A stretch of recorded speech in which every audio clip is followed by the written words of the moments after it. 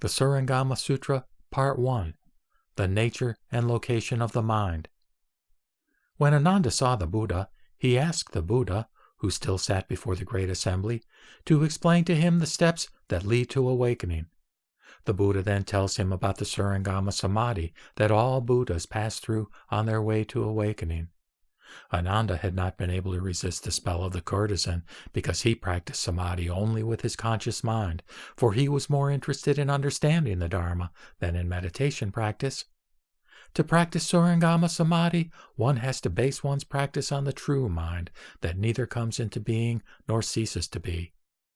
To illustrate the difference, the Buddha engages in a lengthy discussion about the location of the mind and its nature to illustrate the difference between the conscious, conditioned mind that is entangled in illusory perceptions and the true mind. While the conscious mind comes into being and ceases to be, the true mind is everlasting. Since most of us are only aware of our conscious mind, we remain caught in the cycle of samsara, of endless births and deaths. We learn in this first part of the sutra that being foremost in learning the Dharma is inadequate, for one must be equally proficient in meditation. To be very learned does not mean that one is free of outflows. We fail in our practice when we confuse the conscious mind for the everlasting true mind, thus opening ourselves to deluded thinking.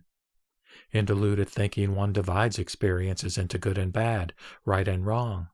But in the matrix of the thus come one, there are no such distinctions, for there is, in the end, nothing at all. By becoming aware of our true mind, we can become fully aware of the Buddha, or Buddha nature, that is inherent in us.